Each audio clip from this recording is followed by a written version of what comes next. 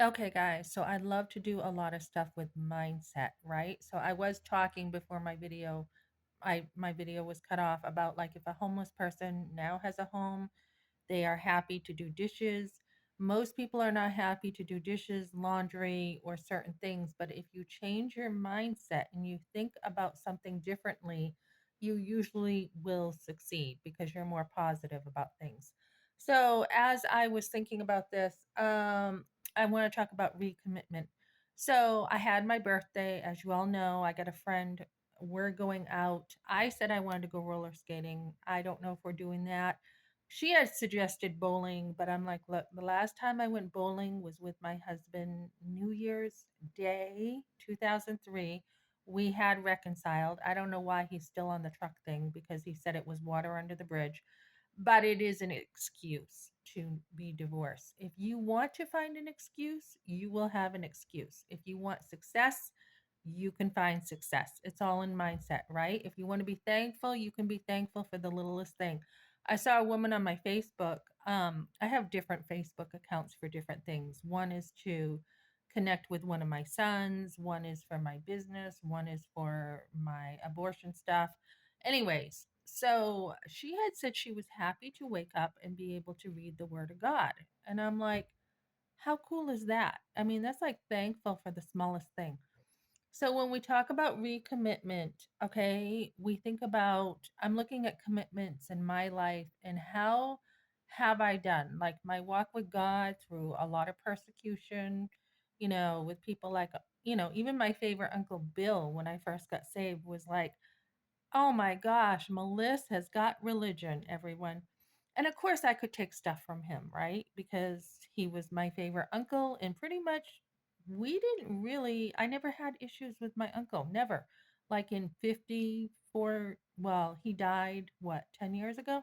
So 44 years ago or something, 44 years, I never had issues with my uncle. Not once. There was never one confrontation. Never one thing. If he had something to say to me, he did it in a fun way. So, I mean, he would be like, when I lived by him, he'd be like, Melissa, all I can hear at night is you slamming those cupboards.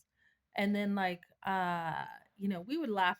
We laughed a lot. Or like, I had brought one of my kids to the dentist and I had gone into McDonald's to use the bathroom and he was there and he's like, clunk, clunk, clunk. Do you pick up your feet? And he was trying to read a book on construction and he was a carpenter, very did very well. And he would usually crack me up and we would laugh a lot. So, I never had confrontation with him. But anyways, back to what I was saying. So my faith has been it's persevered. When I graduated early, someone said you have a lot of perseverance and determination, and I do. And that's kind of a lot like commitment, right? And so my marriage, I've stayed committed, right? Even though I've let my husband have it. My kids, I'm committed to all of them. And let me tell you, I have some stories about my kids and staying committed as a mom that I may share sometime. My family, I've been the one who stayed committed. I've been committed to my family. They all walked out on me. My dad disowned me. My mom walked out. My husband's parents, they were constantly cutting me down, and I just said, we're not going over as much because of your behavior. And so they just like threw me away, and then my husband just trashed me. So, it's I'm like I'm still here. I'm still standing. So you want relationship with me, y'all, you got to work at it, right? You work at things. You want a relationship with people, you work at it. Just like church. I've gone to a bunch of different churches. I have pretty much stayed on my own side, minded my own business, listen to sermons, and try to encourage people in small ways. But if people want a relationship with me, they need to work at it. Just like people don't care what you know about God unless you show that you care first. So, as I look at this stuff and I listen to this older guy, I was scrolling last night. We got dogs over here. What the heck is going on? Someone's not happy, some dog. Anyways, we had we had, these are the same neighbors that the police were called, and some guy said he had a gun. So I'm usually listening to be careful. But anyways, so we had, what was I talking about? Oh yeah, people don't care. People don't care what you know unless you show that you care, right? So oh, so homeschooling. So I was listening, I homeschooled for like 30 some odd years. So I was listening to an older guy. I was scrolling last night looking at different stuff, and this like 93-year-old guy said the most important decision in your life is the man that you pick, or the spouse, woman, man, spouse you pick in your life. And it is true. That person will drag you down or they will lift you up, right? So he said, whatever you do in life, there's no fast way. And I believe that there's no easy way to success. It takes years and years of daily habits to have success. So he said, pick one thing that you want and go after it with all you got. And I did that with the homeschooling, and I did it with building my family. It was the one thing I wanted, was to take the thinking and the principles that God has in His Word and apply it to my life and turn my life and transform my life. That is the one thing I said I was going to do with my life, and I did it. So, families are all different, right? I was watching Ron Howard a little bit this morning talking about the hillbilly story with JD Vance, and how families have baggage. They do. You know, my mom had a lot of baggage, my dad had baggage, my husband's parents had baggage, and that stuff affects you. But there should be a profound love, right? Because love covers everything. When I think of my Uncle Bill, despite everything that happened in his life with like divorce and remarriage and divorce and all the things, right? I mean, I just, I knew my uncle well, and we went, I was there when he went through all that stuff, right? So, despite everything you go through, now that was just one uncle, right? That wasn't my aunt with her dating and her marriage and the breakup and my uncle dying, from a drunk driver, and my aunt having a kid kidnapped, and on it goes. My uncle who struggled with drugs, and I mean, that's just like, it's not one person. It's like, you know, 10 other people on just one side of my family, never mind the other side, and never mind everything else that happened. So, when, like John Travolta, I was watching his story last night. We all loved him, right? Loved John Travolta. But I learned he was no stranger to tragedy in his life, right? So we need to have that same mindset when we have tragedy in life, to persevere. So John Travolta, I mean, during the movie Staying Alive, which I loved, his first girlfriend had cancer. During Grease, his mother died of cancer, and of course, later his wife died of cancer. So he is no stranger to loss in life. And when we look at people like this, and not to mention his son died and a bunch of other stuff, his lawsuits, etc., we see someone with resilience. And when I went to Toastmasters the week before, we were talking about that word resilience and what does it mean.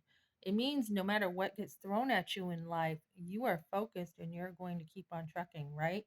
So, so recommitment is, sometimes we fall off the wagon, move forward with failure, like, what's it called?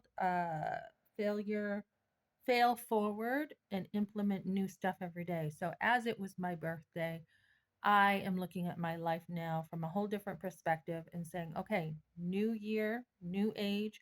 What do I want to do with my life? And this guy who's 93 worked up until today. Like, he's 93 and he's still working because he feels like he wouldn't know what to do with his life if he wasn't working. And he owns the Twin Towers, and he went through the whole 9/11 thing, right? And so his wife and him have been married 68 years, and they went through, the Twin Towers and the whole terrorist movement. And you wonder, how could someone survive that, right? How did someone survive.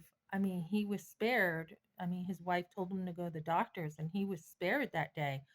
But a marriage who had to take a huge amount of pressure he had as a businessman to deal with that. And you think, how do some marriages make it with a lot of pressure, and some marriages just, they're hit just a little bit with a bump and they can't make it. So, it's really interesting to see how you talk to different people and how they handle different trials. And when you think that, like, I was listening to a sermon yesterday, when you think that you're going to have your own little group and it's going to be tidy and clean and you're not going to have any issues and you're just going to have a drama free life, that is not how life works. Okay. Life is a bigger picture where you are going to have lots of trials and you need to take life head on, right? You need to hit things head on and say, okay, how do I handle this? How's the best way to deal with this? And it's not being reclusive and pulling back and being like, I just want a quiet life like my husband. I just want no problems. I want quietness. I just don't want any issues. That's not how life works, especially when you have a big family like we have 5 sons. It's not how life works. Yesterday, no, the day before I came home and my son was on the couch and I'm like, "What's the matter? Are you okay?" And his face was bruised up and he had fainted after giving plasma. And I'm like, "Oh my goodness, are you okay?" And I'm like, "I told you you need to drink more water, right?" Something I do now, which I was not brought up with. And so I could have taught my son to drink water more. That is a regret I have because he doesn't drink water, right? And I'm like, your body needs this. You need to drink more water. So I kept an eye on him, Saturday, yesterday, kept a very close eye on him because he seemed very tired. And I'm like, you could be having the beginning of a sign of a heart attack. You need to be very careful right now and watch yourself and see how you're feeling. So today I'm like, how are you feeling? Right. So, as a mother, there is always something with your kids, always something going on. And it's not like, oh, let's go back to the teen years where we didn't have kids and everything was so much fun all the time. And yeah, you have fun when you're married, right? But it's different. It's different. And luckily, me and my husband did have the groundwork of having a lot of fun, swimming in the pool, listening to music, going out to eat, going to movies, going shopping, all that great stuff.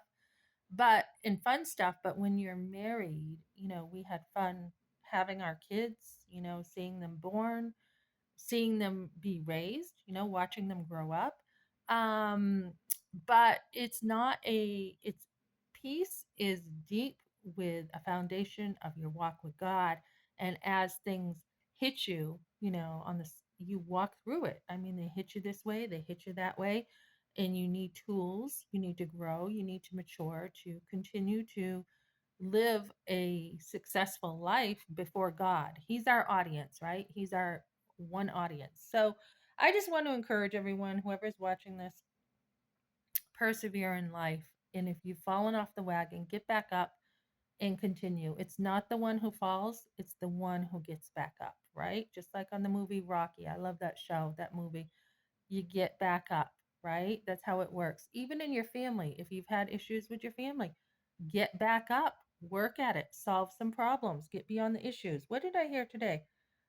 Something about how do you do this? I don't know. You just get through the issues. You just work through it. You talk through things. You don't give up when you love someone. You don't give up and be like, oh, well, we're not bothering with you anymore because of our petty indifferences. No, you get back up and you say, how can we solve this? Right? How can we solve it? What can we do? Um, and when you see all those perseverance and commitments in your life, it's going to make you a better person, stronger. You're going to be able to trust people. You're going to show you're genuine, you're real, and then this all builds trust. So take these principles, guys, and this is something I'm doing, and I'm putting it into learning about real estate, but also my cleaning business and my personal life. So that is what I'm doing now. So this was a longer video. I had erased storage to get this up. So hopefully I can get this up. Sometimes my phone doesn't always load stuff. I mean, I have like 20 to 40 videos that weren't even loaded. So I have to either erase those or redo them. Okay, guys, thanks for joining me.